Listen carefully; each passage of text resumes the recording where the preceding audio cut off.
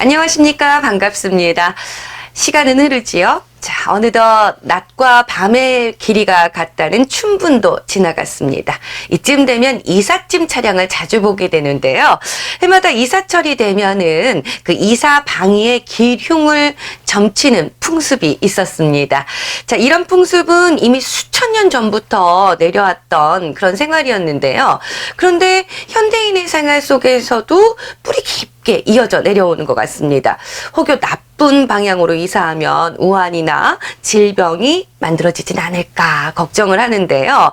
그래서 오늘은요, 운명학 감추어진 진실을 말한다. 이사 방위에 대해서 좀 알아보겠습니다. 이곳 오원재 허정 이상엽 선생님과 함께 하겠습니다. 선생님 안녕하세요. 네, 안녕하세요. 네, 매주 제가 숙제를 드리는 것 같아요. 오늘은 이사 방위에 대해서 좀 알아보려고 하는데요. 글쎄 나쁜 곳, 좋은 방향 이런 곳이 있나요? 예, 이사하면 나쁜 방향과 좋은 방향은 있습니다. 그러니까 그 사람이 출생 연월일시와 그 해에 흐르는 기운이 상생이 되는 방향은 좋은 이사 방향이 되고, 또 이제 상극이 되는 방향은 나쁜 이사 방향이 됩니다. 네. 근데 우리가 들어보면은요, 삼살방이다, 뭐 이런 말이 있고, 대장군방이다, 뭐 이런 말이 있어서, 이쪽으로 이사를 가면 애군이 따른다, 이런 말이 있는데요. 맞습니까? 예, 그런 말은 있는데요. 이제 삼살방과 대장군방으로 이사 가면 애군이 따른다고 하는 주장은 근거 없는 미신이 됩니다.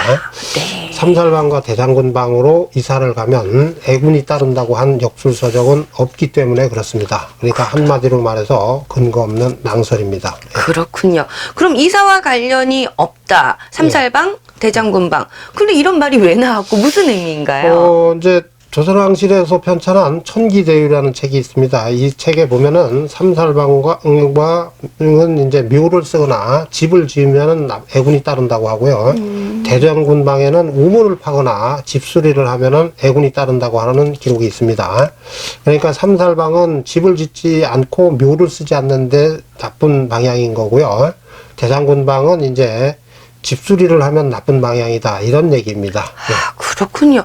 그렇다면 이 삼살방과 대장군방으로 이사하면 나쁘다라고 알고 있는 거, 이건 그러니까 잘못된 것이다? 예, 그렇습니다. 예. 삼살방과 대장군방은 이사 방향은 전혀 관련이 없습니다. 그렇군요. 천문학적인 근거를 제시하고 삼살방이나 대장군방으로 이사 가면 나쁘다고 하는 역술서적은 옛날에도 없었고 지금도 없습니다. 그러니까 그쪽으로 그러면 이사 가도 상관은 없다 이 말인 예, 거죠? 그렇습니다. 예. 예. 삼살방이나 대장군방으로 이사 못할 이유가 없습니다. 삼살방과 대장군방이라고 해도 그 사람과 상생이 되는 기운이 들어오는 방향이면 이사를 해도 경사가 생기기 때문에 그렇습니다. 아, 그러니까 나와 상생이 되느냐 안 되느냐 이게 중요한 거네요. 그렇습니다. 예. 예. 그러면 이 삼살방, 대장군방 이렇게 말하기도 좀 두려운 단어였어요. 사실은 그 내용에 대해서 좀 자세히 알 수 있을까요? 예. 올해로 이제 예를 들어 드리겠습니다. 그러니까 올해 삼살방은 남쪽이고요. 대장군방은 서쪽입니다. 삼살방인 남쪽에서 북쪽을 바라보고 묘를 쓰거나 집을 지면 애군이 따르고요.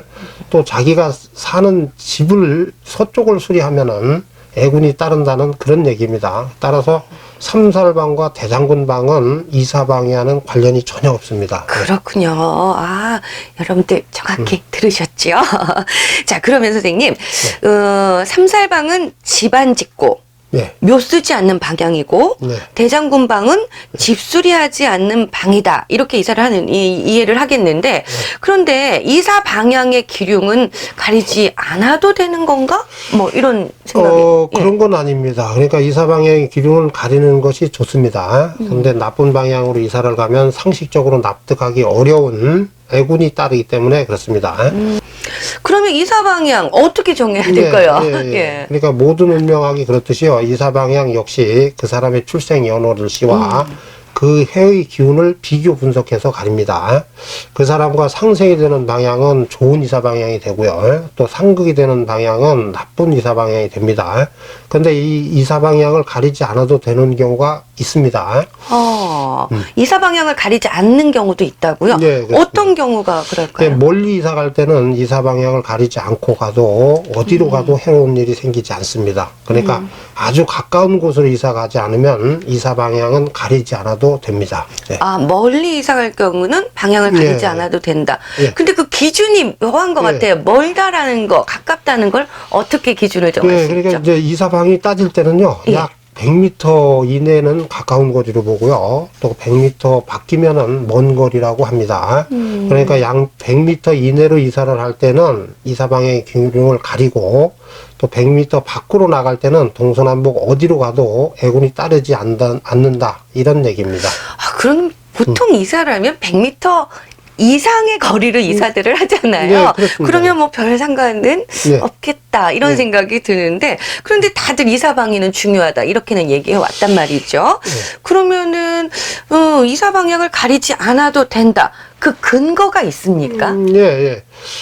근거가 있습니다. 천기대요라는 책이 그 근거입니다. 그러니까 이 천기대요는요, 조선 왕실에서 편찬했습니다.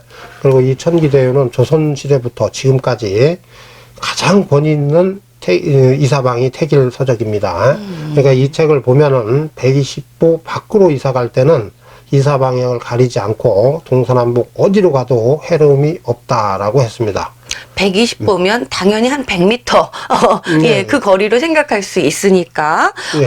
그 청기대요라는 책이 조선시대에 만들어졌다고 했잖아요. 네, 그렇습니다. 예. 그 권위가 굉장한 책인 것 같은데, 그럼 조선시대 이후에는 그런 네. 내용의 책이 나온 게 있습니까? 예, 요즘 나오는 태길 서적이 있습니다. 있긴 했는데 이 이사방향을 가리는 책 모두 천기대요를 근거로 삼은 것입니다. 그러니까 천기대요 내용을 옮겨놓은 것이라고 보시면 됩니다.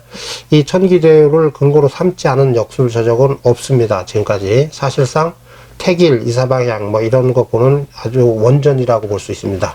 천기대요가. 네. 오늘 좀 명확히 알았습니다. 저희가 그냥 쓸데없는 걱정 이런 생각을 했던 것 같아요.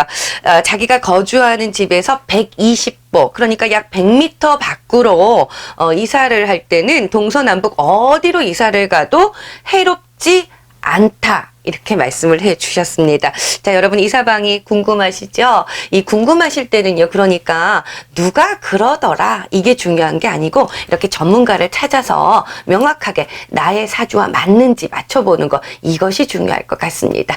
참고해 주시기 바랍니다. 자, 오늘도 이렇게 운명화 감추어진 진실을 말한다. 새로운 배움을 가져가는 것 같습니다. 좋아요, 구독 신청 꼭 해주시고요. 꼭 전문가와 상담해 주시기 바랍니다. 고맙습니다.